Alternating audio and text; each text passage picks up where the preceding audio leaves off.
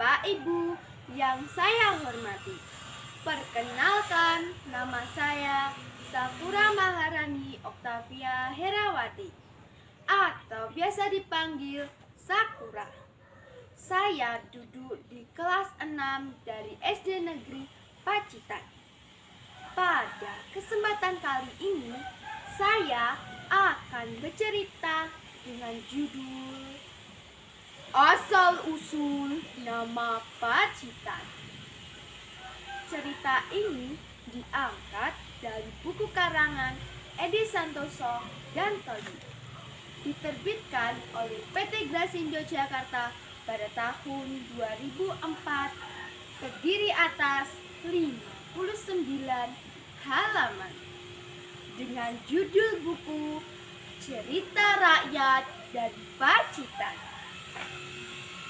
Hai teman-teman semua, sudah tahu tidak cerita asal-usul nama Pacitan? Nah, kalian dengarkan ceritaku baik-baik ya. Pangeran Mangkubumi dan pengikutnya menghindar-mundur karena merasa terdesak saat melakukan perang gerilya melawan Belanda. Mereka menuju ke arah timur, menyusuri pantai laut selatan dan memasuki hutan belantara, menuruni jurang, menaiki tebing dan pegunungan. Akhirnya sampailah mereka di bukit Gunung Puger dan mereka pun beristirahat. Pengikut Pangeran Mangkubumi berjumlah 12 orang. Salah satunya bernama Setro Ketipu yang bertugas merawat kuda. Mereka semua merasa lelah ketika melakukan perjalanan. Dengan memberanikan dirinya, Setro Ketipu menghadap pangeran. "Ada apa kau menghadapku, Setro?" tanya Pangeran Mangkubumi.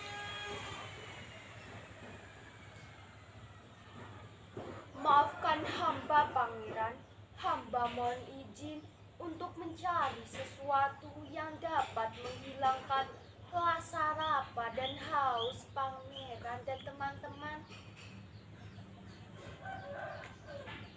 jawab Setro Ketipu. "Apa kamu tidak lelah, Setro?" Pangeran Mangkubumi bertanya kembali. "Tentu saja hamba lelah, Pangeran. Namun hamba masih memiliki sedikit kekuatan untuk menolong Pangeran dan teman-teman. Itu pun jika Pangeran mengizinkan," jawab Setro.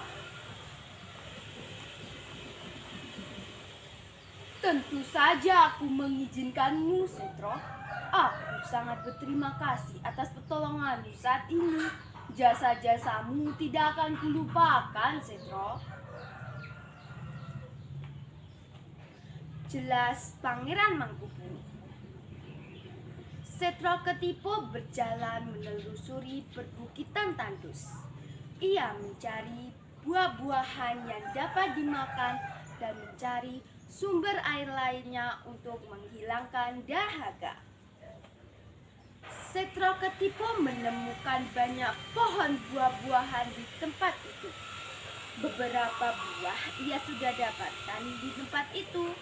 Salah satunya adalah buah pacik yang berbentuk jelek dan berbau menyengat. Namun saat perjalanan pulang, Setro Ketipu merasa haus dan lapar.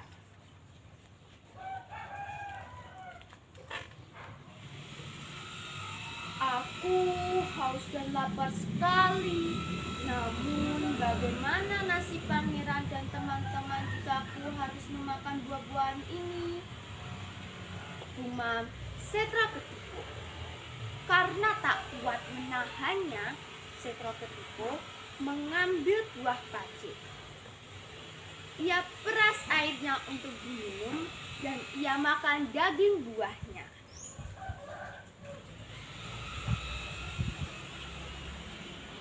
Setelah kenyang, Setroketipo meneruskan perjalanannya kembali. Setelah sampai di tempat semula, Setroketipo memberikan buah-buahan yang dibawanya kepada Pangeran Mangkubumi. "Kenapa kamu tidak ikut makan? Apa yang kamu bawa ini, Setro?" tanya Pangeran Mangkubumi. "Hamba sudah makan sedikit di hutan, Pangeran," jawab Setroketipo. Pangeran Mangkubumi hanya mengangguk-angguk kepalanya. Hari-hari selanjutnya, Pangeran Mangkubumi dan pengikutnya belum merasa kekuatannya pulih kembali. Berbeda dengan Setro yang semakin hari semakin kuat dan sehat saja, Pangeran Mangkubumi sempat heran melihatnya. Sampailah suatu hari, Pangeran Mangkubumi menyuruh Setroketipo untuk menghadapnya. "Iya, Pangeran, hamba menghadap," jawab Setroketipo sambil ketakutan.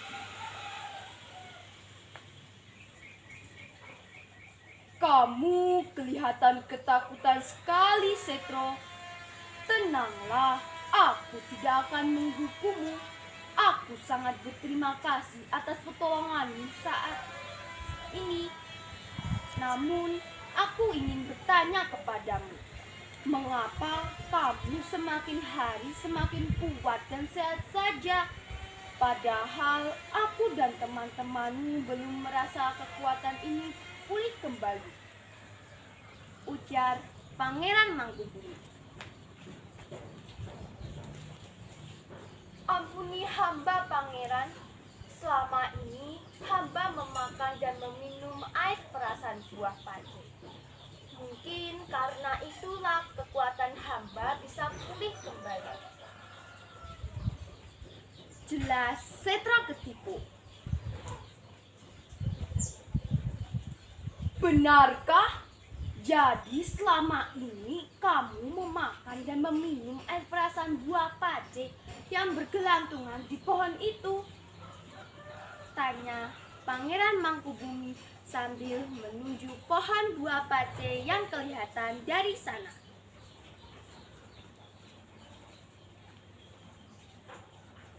"Benar, Pangeran, hamba tak berani menyuguhkannya kepada Pangeran. Hamba takut Pangeran tak menyukainya." Setroketipo berusaha menjelaskan. "Tak apa, Setro. Aku memang berpikir bahwa buah pace itu tak enak dimakan. Namun kekuatanmu bisa pulih kembali karena memakan dan meminum air perasan buah pace. Aku sangat ingin mencobanya, Setro."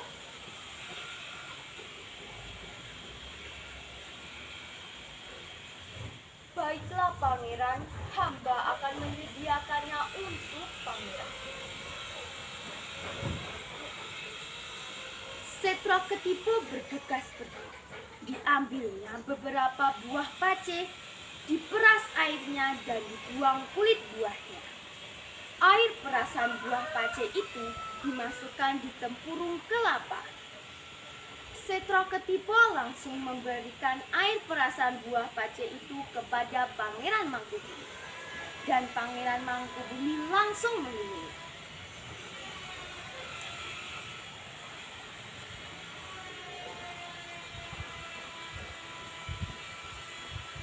Pangeran Mangkubumi merasa kekuatannya pulih kembali. Perlahan keletihannya mulai berkurang. Pangeran Mangkubumi menyuruh pengikutnya untuk memakan dan meminum air perasan buah pace. Kini kekuatan mereka bisa pulih kembali. Ketahuilah bahwa kita selamat karena jasa Setro Ketiko. Untuk itu, kalian semua menjadi saksi bahwa perjuangan kita berhasil.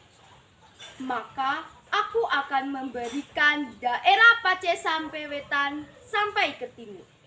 Daerah Pace sampai Wetan, daerah Pacetan, ya, daerah ini akan kunamakan daerah Pacetan. Kini, daerah Pacetan menjadi Kabupaten Pacitan. Nah, apa yang bisa kita petik dari cerita tadi? Benar teman-teman bahwa kita tidak boleh menilai seseorang dari luarnya. Karena apa yang terlihat dari luar belum tentu mencerminkan isi hati di dalam. Sekian ceritaku kali ini. Apabila ada yang kurang berkenan, Sakura mohon maaf yang setulus-tulusnya. Wassalamualaikum warahmatullahi wabarakatuh.